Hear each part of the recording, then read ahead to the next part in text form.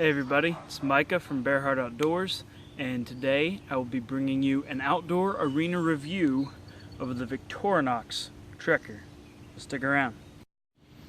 Alright, this is the Victorinox Trekker, and it is just a wonderful knife. I've been carrying this as my EDC, and probably my favorite thing is it's that standard kind of Swiss Army knife blade shape. A bit dirty there. It's just that great blade shape that we all know and love. This is similar to the first knife, you know, that I learned to carve with or whittle with when I was much younger. Sorry for the focusing issues there. But something that is superior to this knife than any other little folder like that I ever had in Boy Scouts is that this one has a liner lock. And I think that is what they've been doing with the Trekker series. Oh, there we go. Good thing you can see right there it says Victorinox Swiss made. I believe it just says stainless under that. But I love the liner lock. And like I said, I mean, picking this knife up, it just felt like a familiar knife in hand. Like I said, I'm just speaking my own experience. Obviously, it felt really good.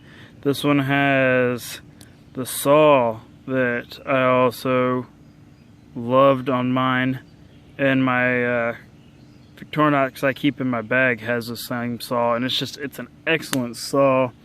It does very well. This one's got the awl. We'll just go everything here. It's got the awl. It has Phillips head. Alright guys, this is going to be a video of my hand so that we can keep the focus. I'm sorry about that. Let's see, this one has the flathead screwdriver as well as the bottle opener. And this one has been modified extremely well. There you can see a little bit, it's missing that shine that comes on it. It's been sharpened so that it can strike a ferro rod. And I'll show you that a little bit later. It does an excellent job of showering sparks. So this has a liner lock as well, which is extremely important on a screwdriver. This side, we've got our can opener and a little tiny flathead there. And then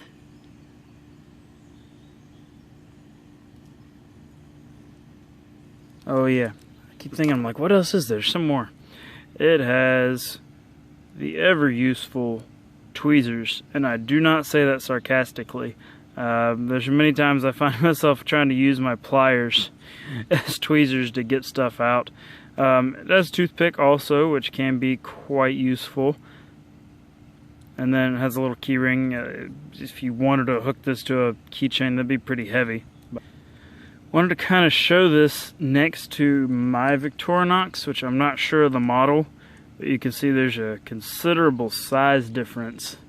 So the Trekker is a big blade, which is not quite as pocket friendly, but it's still just as useful. More useful in several cases because of the size. You know, see, it's a heftier blade, almost the exact same shape. They're both shiny enough that you can signal down that plane that flew over a little while ago with it. I was whittling here a little bit ago, and the sun was changing angles, and I realized I was little. You can kind of see how it catches it. I was blinding myself with that reflection, and I had to change the angle of my hands so that I could continue whittling without blinding myself. But I just kind of wanted to show it as a size comparison. Mine's pretty standard size. So you can see, I can show it next to, maybe, if I don't knock my camera stand over trying to get it out, my Leatherman Blast, if that gives you kind of a size comparison of it, to give you a couple other things that you may be familiar with. So it's a good size, and like I said, I find it's size to be very useful, especially when whittling. You know, when I was younger, that's the only thing pretty much anybody let you have would be a a Swiss Army knife or something of that sort. So I don't even remember what I was saying.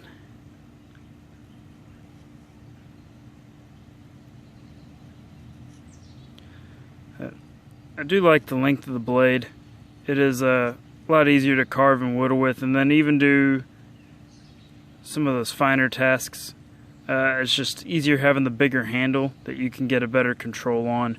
It's got these kind of grooves right here as well that it fits the hand well.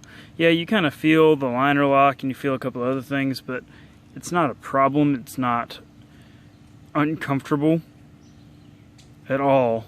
The knife's actually very comfortable. All the edges are rounded out well like they're supposed to be. So you're not feeling any rough edges, you're not feeling any sharp corners or anything digging in. As you can see, it is just taking tiny little pieces off of this. I did not touch this knife up at all. It is holding its edge very well. And I mean, I've been using it to pile through cardboard and all sorts of stuff at work, and using it just to open up and break down a lot of boxes. The thing is just extremely sharp. It does a great job of that, the full flat grind. I've been carving and whittling with it a fair amount. It does extremely well with that. You see, the carving I'm doing right now has no real point other than just to kind of have something on screen while I ramble on about how much I like this, which you guys who've watched me before know that I love to ramble on about knives or whatever I'm reviewing. Anyways, it's really weird whittling through the camera. I think I mention that every time I do it, but it's very strange. So a little bit of notching, just a push cut. You can see it goes in there very, very well.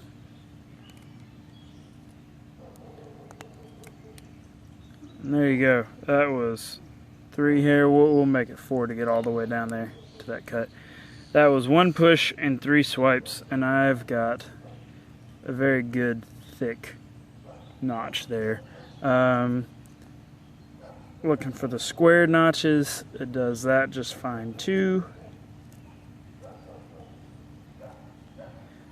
Like I said, the tip is a rounded tip, but it can still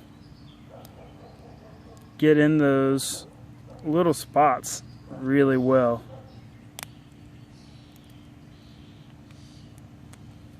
So clean that out a little bit.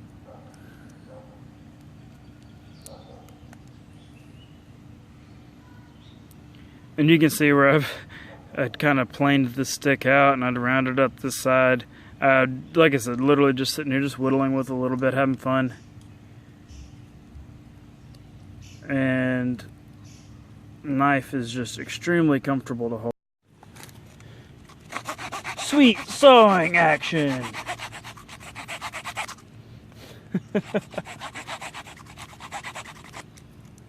Ah! Now for my new standard of sawing. You see my standard of chopping is a 2x4. Here we've got a 1x1. New standard of saw video. Sweet sawing action!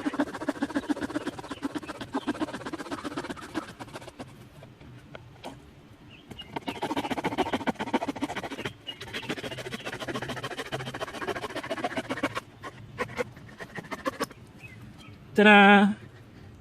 Next, I'm going to baton down through this kind of knotty piece of cherry.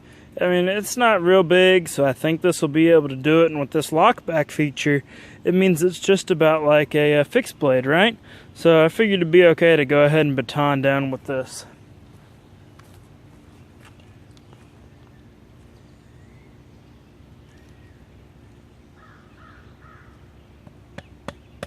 One. Would you look at that? One hit. clean through.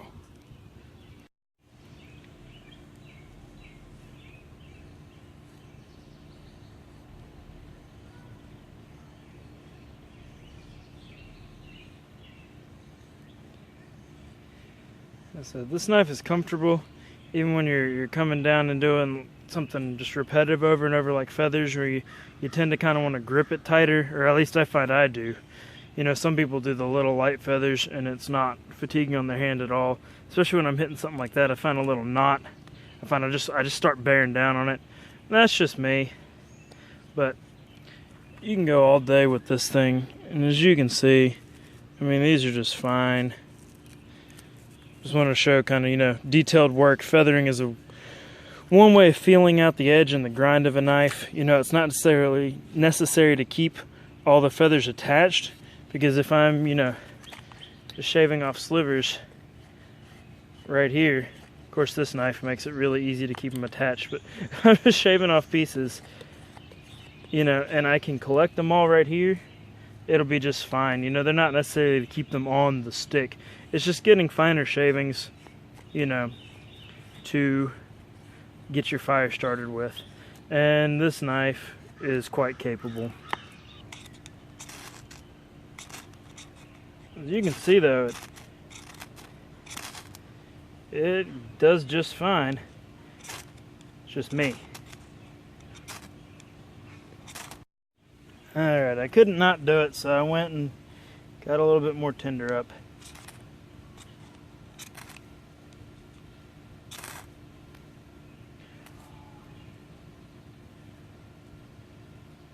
And there we go.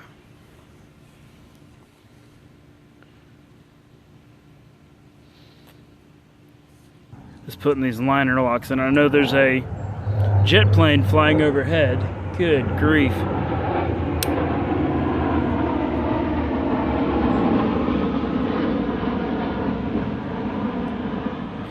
Alright, there we go. Sorry about that.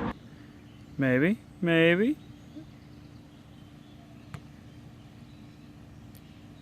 Nope. You can see everything in it though. Look at that reflection. Hey, there's me hiding behind the camera there. Yeah, we're gonna edit that out and put that in the bloopers.